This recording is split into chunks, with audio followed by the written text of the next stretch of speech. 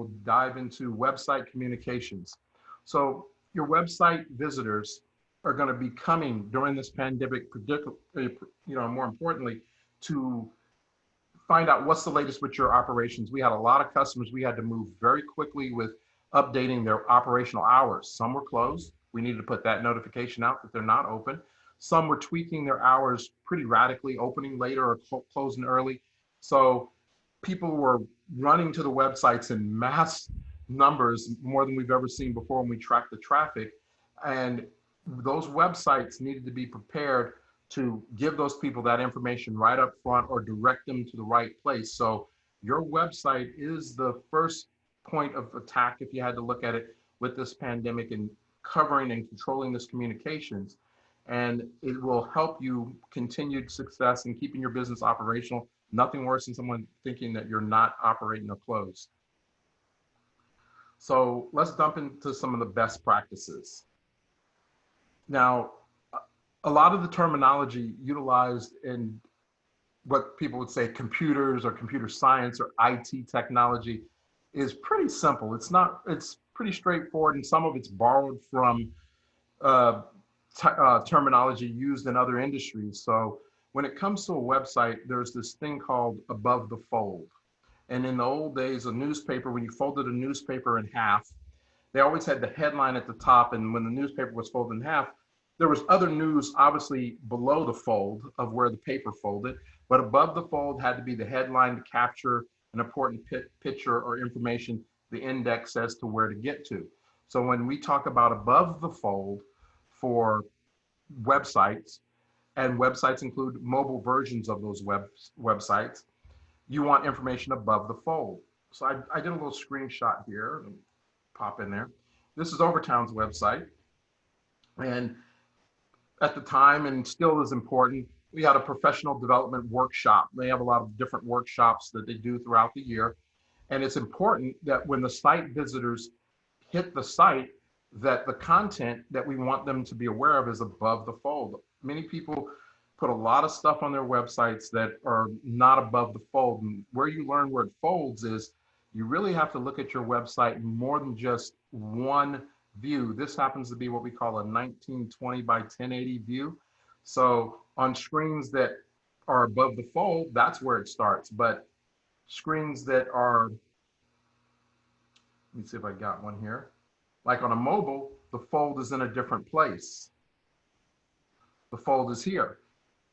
The site really needs to be adaptable so that the important information you're trying to get somebody, it's a completely different size, stays above the fold. This is a call to action button people are familiar with. If this see the plan button was below the fold, somebody might not know to click that unless they start to scroll to look, which as the information starts to go in different sections and different viewpoints, people lose the call to action or what to do. So you want to keep in mind what stays above the fold and look at your website in terms of sectional breaks. So that's above the fold. Another point I want to make about websites is you got to remember the importance of your website. Your website is about satisfying what we call the pain point of the people that are visiting your website. You have one objective for your website, and the visitor has a completely different objective depending on how they came to your website. Person might have Googled you, but what did they Google? A lot of people think people Google your name. The bulk of the traffic that comes to people's website has nothing to do with Googling your name.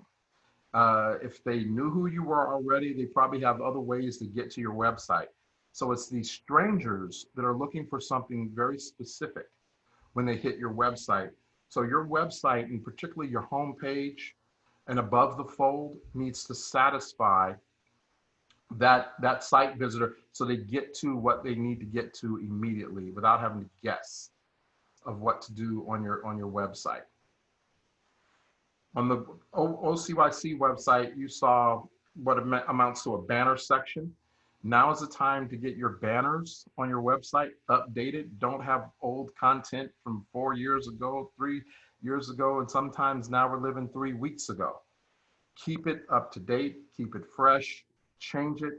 People are coming in large numbers to websites. And so the best practice now is to keep those banners refreshed new information, new updates. What are the new activities you're doing? Are you changing new procedural? It's changing daily out there. They're giving us new best practices. 1 minute we can wear a mask, next minute we shouldn't. You have to look at how that relates to your business, right? How does that relate to my business, my organization? And make your website adapt accordingly and use that banner section, which is typically above the fold, to start to put messages and communications up there. Here's a fun one, and I'm giving a link here, and we'll share it. We've known about this technology obviously for more than a minute. It was way before the pandemic, and it was not popular. People hated pop-ups, being interrupted while I'm trying to have a navigation surfing experience. Somebody pops up something on the website that interrupts my surfing or my browsing experience. Pop-ups are being embraced now because we're embracing pop-ups. I'm personally embracing pop-ups. Site visitors, we're seeing huge click-through rates, people entering into websites, getting pop-ups that say, hey, here's our coronavirus update status. Click here. They're clicking and they're going in to look. Here, for some people, here's our new specials that are during this time. They're clicking those. There's nothing more greater than getting the person off the home page and into the page that you were trying to send them to. So pop-ups, and a company called Opt-in Monster makes this programming headache free for the most part. Really simple. And you'll go to optinmonster.com. Again, we'll share this video and share the links in the post text. But you want to start to incorporate pop-ups into your website. Another popular one for those that have been annoyed and agonized through what we call push notifications. Your cell phones, if you have a smartphone, your smartphone typically does this, where you have a text message that came in and you get a notification that pops up that lets you know you got a text message or you missed a missed call. Those are notifications. Websites can do the exact same thing, not just for sending notifications to mobile or desktop people that are on desktop computers, but also to people who may have entered your website through a mobile phone using a device.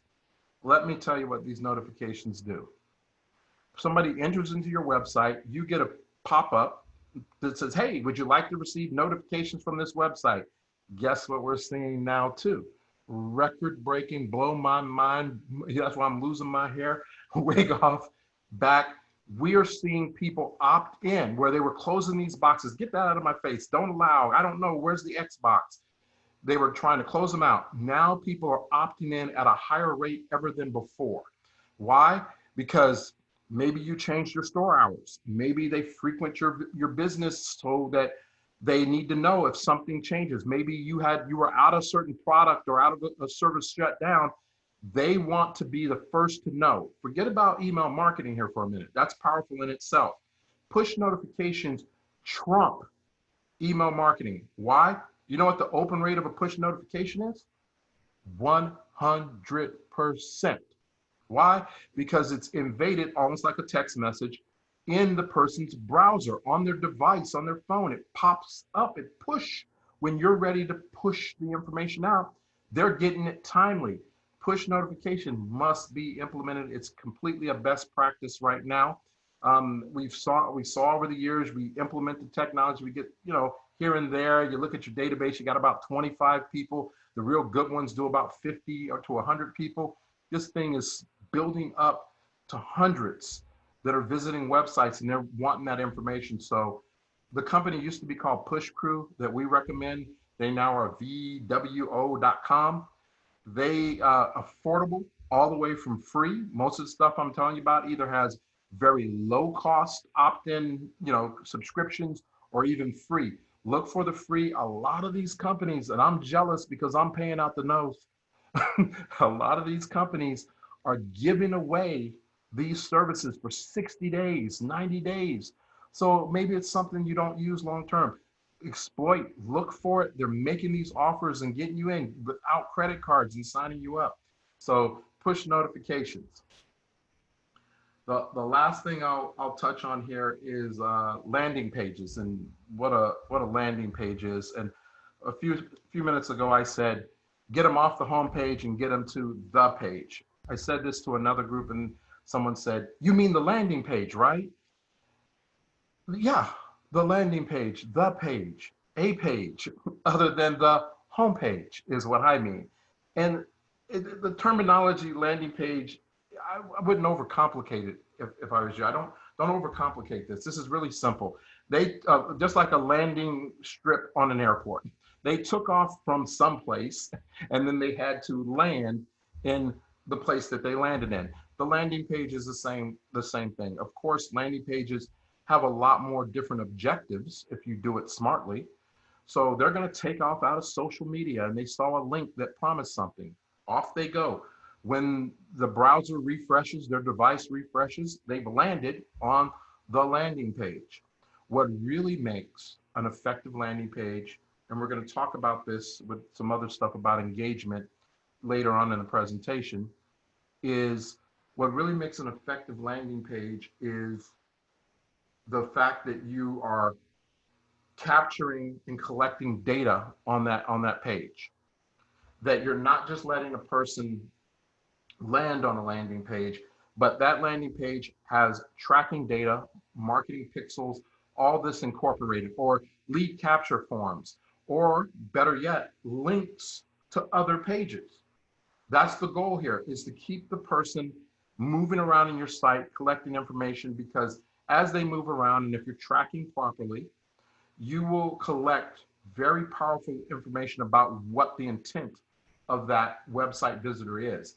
And knowing the intent of your website visitors is everything. The website has no other value than to learn what it was the site visitor wanted. And that's why I'm not a huge fan of just landing on the home page and the home page satisfying everything. Everything you ever wanted to know, you're going to get off the home page. You don't have to look nowhere else. I can't read that person's mind. Therefore, I put links on home pages to drive them into the landing pages so that I can get a better understanding of what it was they wanted. So that's some of the best practices. I want to quickly check just to make sure that no one has any questions, concerns about what I said. And if not, I think, let me see, did I lose my screen here? If not, we can move on. Are there any questions?